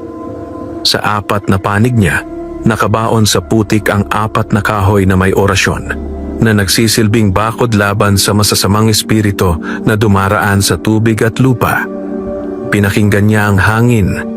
Wala siyang narinig. At iyon ang problema. Sa latian, ang katahimikan ay babala. Lumuhod si Amado at hinaplos ang putik, nag-orasyon para maramdaman ang galaw ng mga espiritu sa lupa. Ngunit nang idikit niya ang kamay, may kumapit mula sa ilalim. Isang puting kamay, manipis, parang buto na may balat na halos malusaw, ang humawak sa pulsuhan niya. Napakabilis. Ngunit hindi siya nagpapanik. Mabilis niyang ibinuhos ang asin sa kamay niya at hinampas ang lupa. Umigaw ang kamay at naglaho. Mga kaluluwang ligaw, bulong ni Amado. Hindi sila pinawalan. Ginamit sila ni Orencio para bantayan ang paligid. Tumayo siya. Ibig sabihin, malapit na si Orencio. Samantala, sa may masukal na gubat na nagsisilbing isa sa 3 pasukan patungo sa baryo, nakabantay sina Pedro at Dencio, 2 matitipunong lalaki ng Sanalejo. May dala silang sibat, palaspas at lampara. Pedro, mahina at nanginginig ang tinig ni Dencio. Sigurado ka bang kaya natin to? Kaya natin, sagot ni Pedro, pilit na matatag. Para ito sa pamilya natin, para sa mga bata. Pero kapag dumating ang... Hindi niya natapos ang sasabihin. May kumabog sa itaas ng puno. Isang... pakpak? No. 2.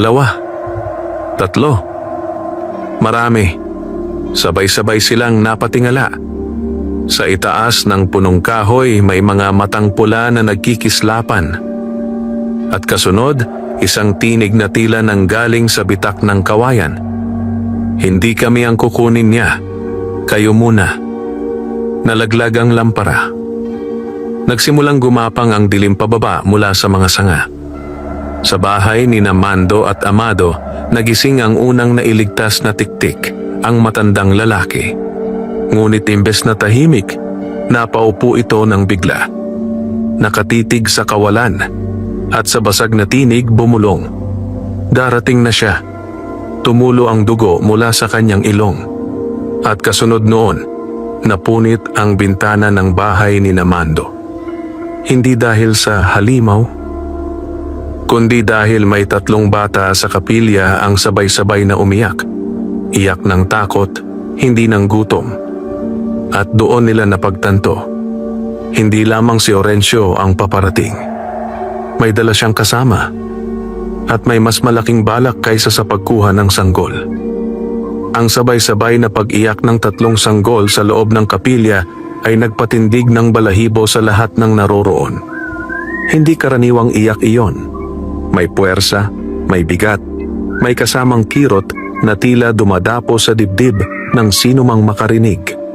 Parang may isang aninong pilit pumipilas ng paghinga ng mga bata. Agad na tumakbo si Amado mula sa latian patungo sa kapilya nang marinig ang kakaibang alingaw-ngaw. Si Mando naman, mula sa ilog, ay kumaripas ng takbo. Dala ang kanyang anting-anting na kumikislap na parang nagbabanta. Pagdating nila, nagkakagulo na ang mga nanay at matatandang nagbabantay.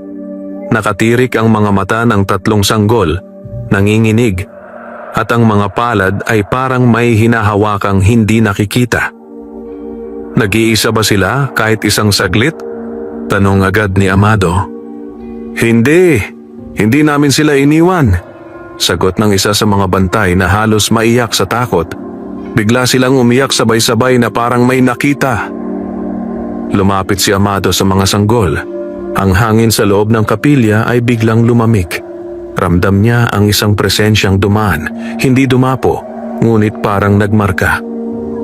May dumaang espiritu, bulong ni Amado. Hindi halimaw, hindi tiktik. Isang aking hindi gaanong kilala, ngunit kaugnay kay Orencio.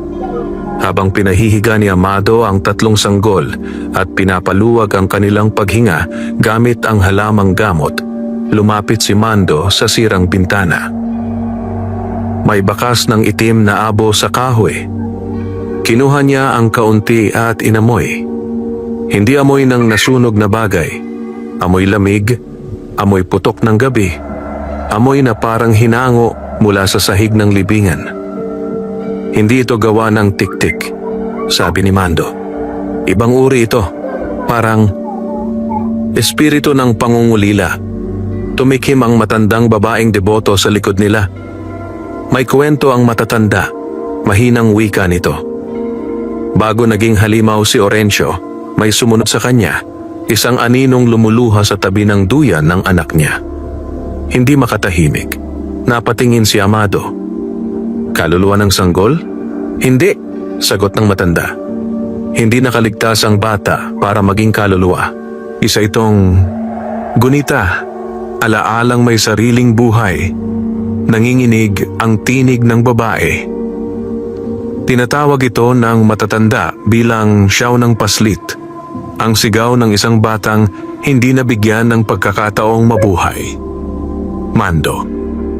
Kung ganoon, ginagamit ni Orencio ang sigaw ng gunita ng anak niya para puksain ang lakas ng mga sanggol dito sa baryo. At sumagot si Amado. Hindi lang iyon, hinahanap nito ang katahimikan. At ang katahimikan nito ay nangangahulugang may kapalit. Ang gubat ng mga mata. Samantala, sa gubat, habol ang 2 tanod na sina Pedro at Dencio sa pangamba. Pabalik na sila sa baryo matapos makita ang mga matang pulang gumagalaw. Pero napapaligiran sila ng bangis ng kagubatan. Pedro, bilisan natin. Baka mauna pa sila sa baryo. Ngunit bago pa sila makalayo, biglang tumigil si Pedro. Dencio, naririnig mo yan? May kaluskos, may bulong, mga tinig ng bata. Bakit mo kami iniwan? Napalingon si Dencio sa lahat ng direksyon, nanginginig ang kamay sa hawak na sibat. Bata. Hindi bata, sagot ni Pedro, pumuwesto ng panlaban. Mga gunita, takbo. Isang anino ang dumapo mula sa sanga pababa. Hindi halimaw, kundi hugis bata na gawa sa usok. Nakatitig ito sa kanila na tila may hinahanap, may gustong yakapin. Ngunit nang lumapit Dencio, imbes na yakap, pumasok ang usok sa ilong niya. Napahawak si Dencio, napahawak sa ulo, napasigaw. Aaray, may dumidikit sa utak ko. Hinaltak ni Pedro ang kapatid bayan pabalik, nilabas ang palaspas at idinikit sa likod nito. Umusok ang hangin at lumabas ang aninong bata, sumigaw. Ibalik mo ako, at naglaho sa ere. Pagdating nila sa baryo, hulas, hingal, namumutla, sumigaw si Pedro. May ibang nilalang sa gubat, hindi sila tiktik, mga alaala ng bata, mga naglalakad na gunita. Sumikip ang loob ng kapilya. Amado, tama ang hinala ko. Si Orencio, hindi lumalaban mag-isa. May kasama siyang mga alaalang pinaiyakan. Mando, ang gabi ngayon, hindi lamang pagsalakay, paghahanda sa pagkuha. Tinitikman niya ang depensa natin bago siya dumating. Hinawakan ni Amado ang plauta. Kailangan kong patigilin ang pag-iyak ng siyaw ng paslit bago pa nito kainin ang lakas ng mga sanggol. Kung magtagal, maaaring tumigil ang tibok ng puso ng isa. Nilingon siya ni Mando. At ako naman ang haharang sa mismong galaw ni Orencio. Pero bago pa sila makagalaw, isang bato ang tumama sa bubong ng kapilya mula sa labas. May nakatali ritong papel. Dahan-dahang binuklat ni Mando. isang pangalan, at napasinghap si Amado. Ang pangalan ng anak ni Orencio. Hindi nila inaasahan iyon. At sa ilalim ng pangalan, may nakasulat, "Kung hindi ninyo kayang ipaglaban ang akin, ako mismo ang kukuha ng kapalit. Mando." Ngayon malinaw, hindi sanggol lang ang habol niya, isang kapalit para sa sarili niyang anak, Amado. At mapipilitan siyang pumili sa pagitan ng galit o paghilom. Mula sa malayo, may dumagundong na tinig. Madilim na ang takip ng langit, maghahatid na ako ng pagbabalik. Ang kandila sa kapilya ay sabay-sabay na namatay. Nagsimula ang tunay na gabi ng pagsubok. Hindi pa man tuluyang nauupo ang katahimikan sa loob ng kapilya matapos mamatay ang mga kandila, biglang umugong ang lupa, hindi lindol, kundi parang pag-ungol ng isang sugatang nilalang na napakalaki. Ang mga salamin sa bintana ay nagkaroon ng bahagyang bitak at ang mga sanggol ay muling umiyak. Ngunit ngayong pagkakataon, hindi ito iyak ng takot, kundi iyak na humihingi ng tulong. Mula sa labas, isang malamig na hangin ang dumapo. Unti-unting bumababa sa baryo ang isang itim na hamog na hindi natural. Hindi ito usok, hindi ulap, kundi tulad ng libong kamay na gumagapang sa hangin. At sa likod nito, unti-unting umangat ang isang figura sa gitna ng dilim. Si Orencio. Ngayon ay hindi na lamang anino, hindi na lamang halimaw. Isa siyang nilalang na may katauhang hinampas ng poot at pangungulila. Ang katawan niya ay payat ngunit mahaba, ang balat ay kulay abong naninilaw na parang pilit pinaghahalo ang buhay at kamatayan sa isang anyo. Ang mga mata niya ay hindi lamang pula, may luhang bahid ng asul sa gilid, tanda ng alaala ng pagiging tao. Sa likod niya, may pakpak na parang kombinasyon ng paniki at dahon ng tuyong puno. Hindi para lumipad, kundi parang simbolo ng pagsilang sa dilim. Huminto siya sa gitna ng baryo. Tahimik. Walang umimik. Maging si Mando na naroon na sa labas ng kapilya ay napako sa kinatatayuan nang magtama ang kanilang mga mata. At sa unang pagkakataon, nagsalita si Orencio ng hindi galit, hindi sigaw, kundi isang tinig na tila ninanakawan ng paghinga. Hindi ako dumating para pumatay. Dumating ako para kunin ang ibinalik ninyong inagaw. Niyakap ng mga ina ang kanilang mga anak. Tumayo si Amado. Hawak ang plauta, ngunit hindi pa tumutugtog. Orencio, panimula niya, mahinahon. Narito kami hindi para labanan ka, kundi para bigyan ka ng katotohanan na hindi mo nakuha. Dahan-dahang tumingin si Orencio kay Amado. Katotohanan? Ang katotohanan ay natuklasan ko ng maaga. Ang liwanag ang unang kumitil sa akin. Naglakad siya palapit. Lahat ay napaatras. Ang tanging hindi gumalaw ay sina Mando at Amado. Hindi namin ikinakaila ang iyong sakit, sabi ni Amado. Pero mali ang akala mong intensyon ng ama namin. Hindi kanya sinira. Niligtas niya ang anak mo hanggang sa makakaya. Bumagsak ang tingin ni Orencio. Isang mapait na ngiti. Yun ba ang sabi sa inyo ng matatanda? Na niligtas niya ang anak ko? Nasaan ang anak ko ngayon kung totoong niligtas niya? Dito sumingit si Mando. Ang anak mo ay... Ngunit agad siyang pinutol ni Amado. Mahigpit ang hawak sa braso ng kapatid. Wag muna, bulong niya. Hindi pa ito ang tamang sandali. Tumingin si Orencio kay Mando. Ikaw, ang tumanggap ng bahagi ng sumpa ko. Nararamdaman mo na, hindi ba? Ang galit, ang sigaw, ang paghahanap ng dahilan para sisihin ang lahat. Kumirot ang sentido ni Mando. Saglit na nagdilim ang paningin. Narinig niya ang boses sa loob. Tama siya, sila ang may kasalanan. Umamba si Mando na mahulog sa impluensya, Ngunit agad na tinapik ni Amado ang balikat niya, may hawak na dahon ng sambong.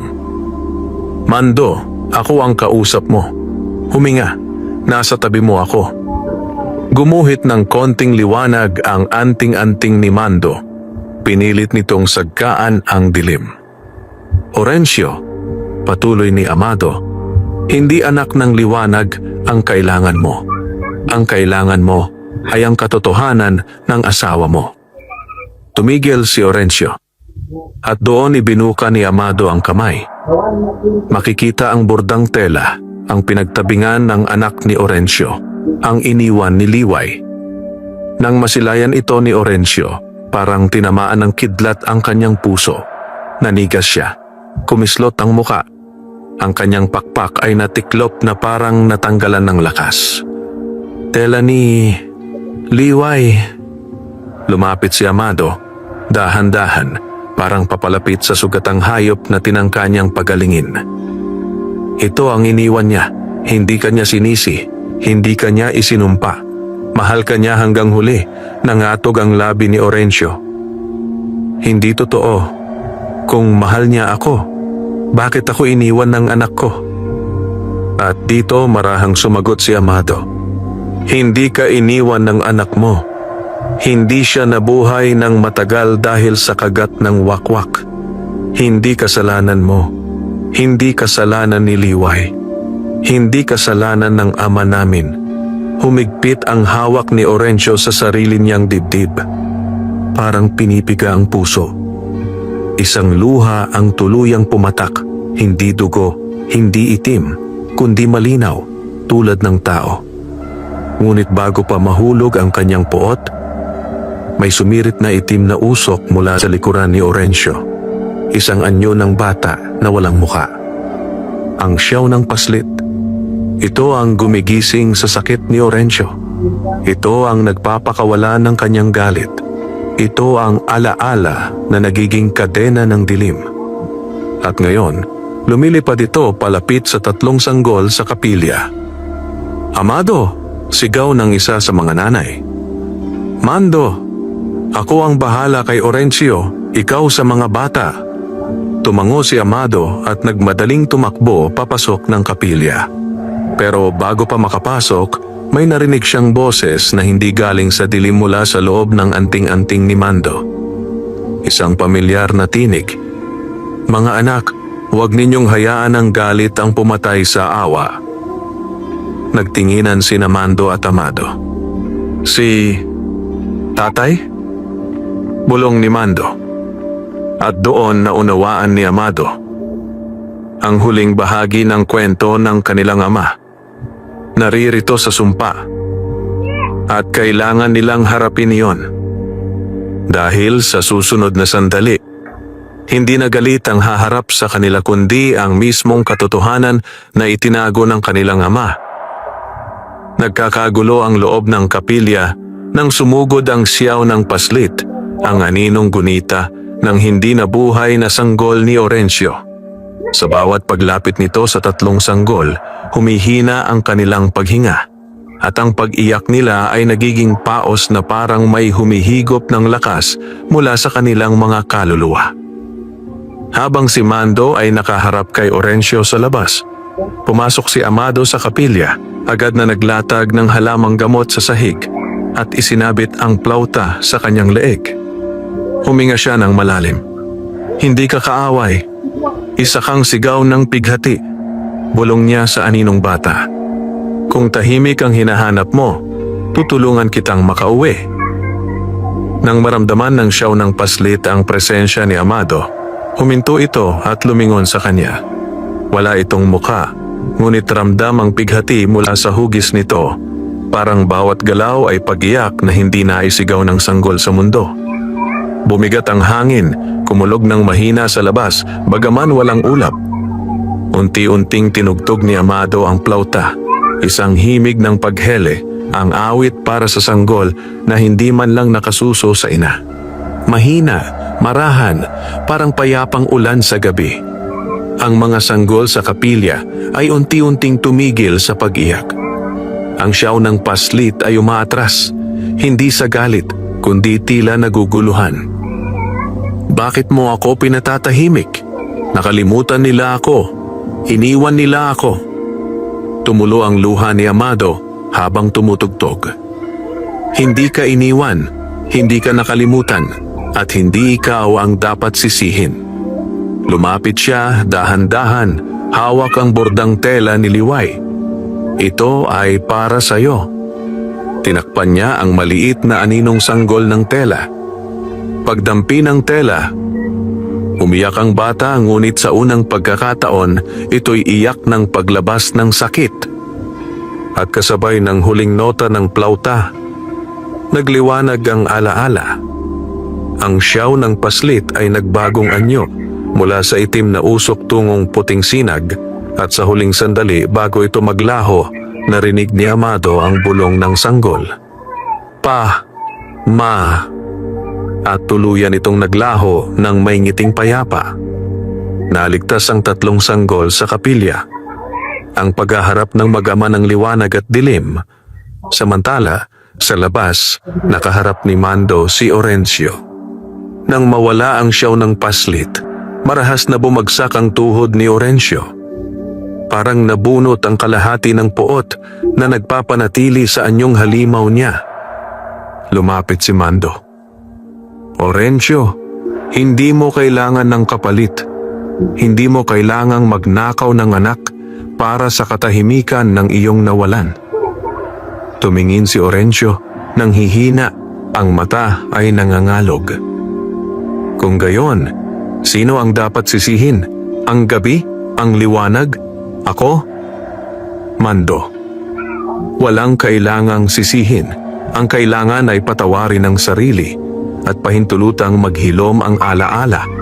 Ngunit bago niya maabot si Orencio May, pumutok sa loob ng anting-anting ni Mando. Isang malaking alon ng alaala ang lumabas. Ang hindi pa nila naririnig na bahagi ng kwento ng kanilang ama. Isang boses ang nagmula sa anting-anting. Malungkot, mahina, ngunit buo. Mga anak, kung naririnig ninyo ito, ibig sabihin ay dumating na ang araw na haharapin ninyo ang sugat na iniwan ko sa mundo. Bumuka ang hangin at parang ipinakita ang eksena ng nakaraan. Si Lakan Sapit, ama ni Mando at Amado, ay dumating sa bahay ni na Orencio at Liway noong gabing inatake ng mga wakwak. Totoo, niligtas niya ang sanggol. Ngunit may isang bagay na hindi alam ng lahat. Binigyan niya ng sandaling buhay ang sanggol gamit ang sinumpaang orasyon ng pag-angkat ng hininga. Isang bawal na paraan upang makapagsalita ang isang kaluluwa bago tuluyang mawala.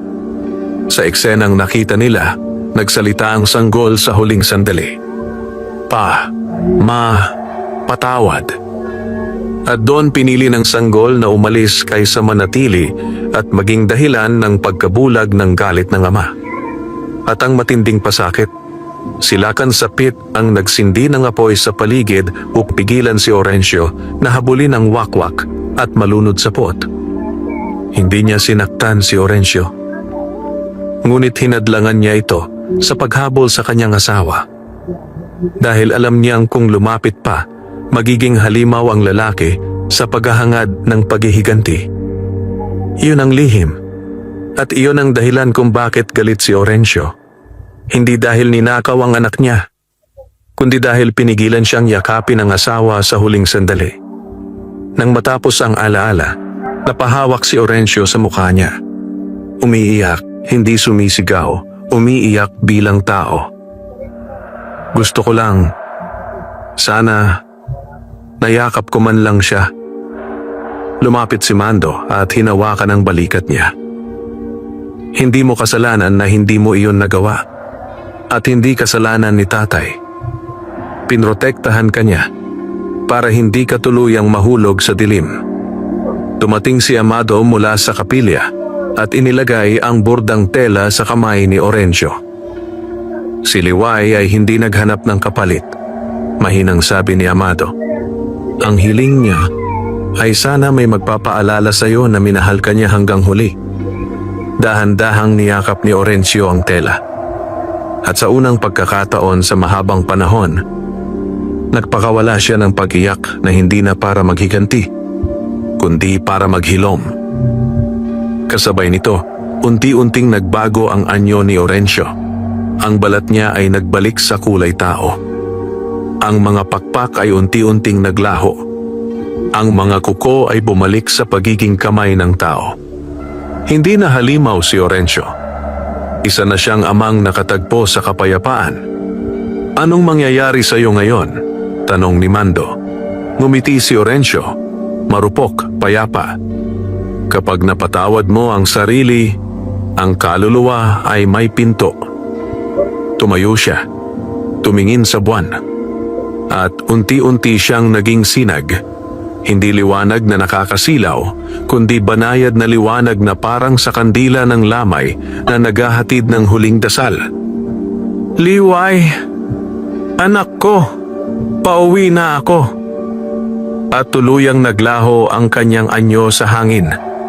Humupa ang dilim sa baryo. Nawala ang itim na hamog. Ang mga sanggol ay mahimbing ng natulog. Ang mga tao sa Sanalejo ay muling nakahinga ng maluwag. Lumapit si Amado kay Mando. Natapos na. Tumango si Mando, hawak ang anting-anting na may bahid pa ng sumpa. "Hindi pa kompleto," sagot niya. "May natira sa akin. Ngunit kaya ko itong pagtagumpayan. Basta nariyan ka," ngumiti si Amado. "Palagi." Naglakad sila pabalik sa kanilang bahay, magkatabi, magkapantay, at magkadugtong ang puso at misyon. At sa paglubog ng gabi at pag-usbong ng unang tala, alam nilang hindi iyon ang huling dilim na kanilang haharapin. Ngunit magkapatid sila. Isa ang albularyo, isa ang antingero. At sa bawat gabing tatangkain ng dilim, ang sangkatauhan may dalawang ilaw na laging babangon upang manugis, magligtas at maghilom.